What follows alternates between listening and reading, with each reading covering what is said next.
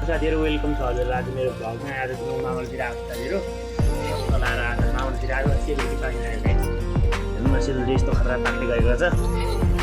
दामी गरी पाक्दैछ है हेर्नुहोस् ल पेटले चिनेर गाइज यो चाहिँ मकैको रोटी है गाइज मकैको रोटी आजसम्म खानुभएको छ साथीहरू हेर्नुहोस् त यस्तो दामी हुँदो रहेछ है बबाली हेर्नुहोस् मकै तपाईँले सुकेको मकै होइन नि साथीहरू भर्खरको कलिलो मकै होइन दुधी मकै त्यसलाई कोक्रीमा ट्याङ्की ट्याङ्क उडेर त्यसलाई दही जस्तो बनाएर त्यहाँ के मिसाएर मैदा होइन मैदा के चिनी सिनी लाएर बनाउनु गाइज यस्तो हुन्छ कि यस्तो खतरा है कति पाएको छ कति गाइज आज त भुँडी पाकी हुन्छ गाइज खाने र पकाउने मान्छे त हुन्छ गाइज अनि हेर्ने मान्छे त दर्शकै चाहिँ मात्र भएको मान्छे खानु भएर आयो क्या गाइज खानु भएर पनि खानु भएर आयो है आउँदा चाहिँ गाइज यस्तै छ यी चाहिँ पकाउने मान्छे घरकै मान्छे हुने गाइज यस्तो छ तरिका सेलरोटी खानु लाग्यो होला गाइज के गर्नु पठाइदिन्छु साथीहरू कमेन्ट गर्नुहोस् कहाँ कहाँबाट हुन्छ कमेन्ट गरिहाल्नु ठ्याङ्की ठ्याङ म पठाइदिइहाल्छु ल चिन्दै छैन यस्तो तरिका चाहिँ यो लाउने भोबाल गरी पाक्छ हजुरहरूले आजसम्म मकैको रोटी खानुभएको छैन साथीहरू कमेन्ट गर्नु है त कतिले खानुभएको छ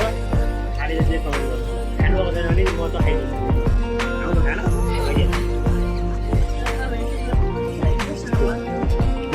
बोसोमा पाकेको आइदियो बोसोमा रोटी यस्तो बोसोमा पाकेको रोटी भन्ने सुन्यो यता छ बोसो हेर्नु यो यस्तो खालको बोसोमा यो बोसोमा पकाउँदा चाहिँ एकदम मिठो हुने भएकाले बोसोमा पकाइएको गाइज हेर्नुहोस् यहाँ छ बोसो हेर्नु यो एक बट्टाको आइसकेको छ घन्टकालेहरूले अरू चाहिँ अब यति छ अब यति पनि सबै सकिन्छ आज हेर्नुहोस् यस्ता रोटी छन् कि यस्ता क्वापै खाइदिइहाल्नु जस्तो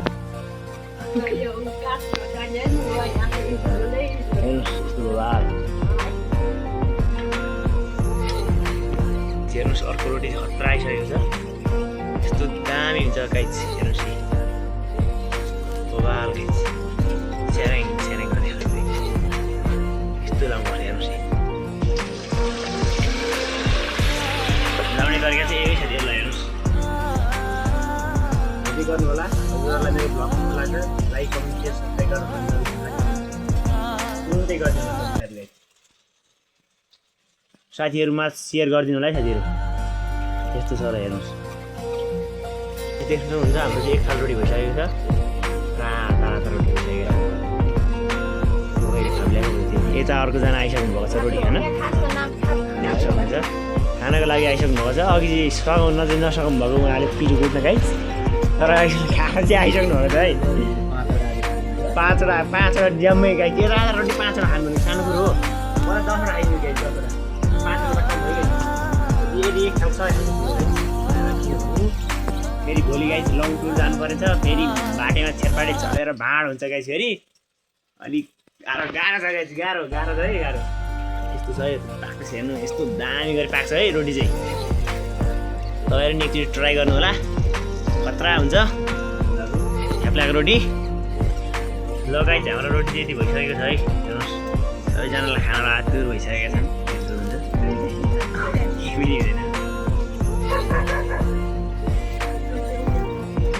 उड्नु थालेको हेर्नु यता उनीहरू मिलन दाजु यता हुनुहुन्छ एकदम जेनदार मान्छे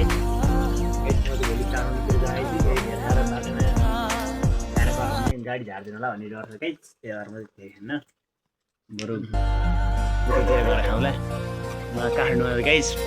50 रुपियाँ गोटो पर्छ रोटी पनि यता फ्रीमा खानु भइसक्यो हाम्रो चाहिँ रोटी खाने बेला भइसकेको छ देख्न सक्नुहुन्छ अलि रोटी पाकेन जस्तो लाग्यो है गाइज ए पाकेछ गाइज ल हेर्नुहोस् चाखमै चाहिँ गाइज फर्स्ट राइड कस्तो हुन्छ होइन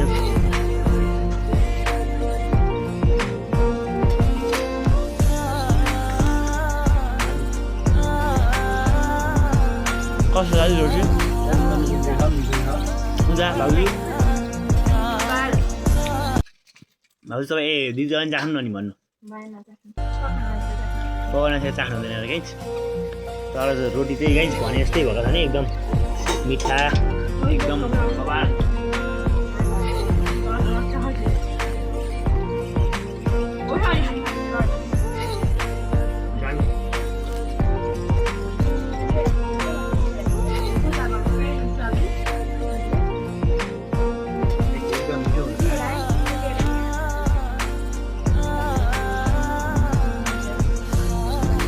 दामी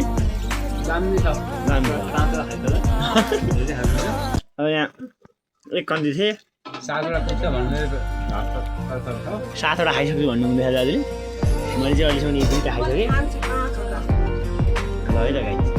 बबाल है गाइस बबाल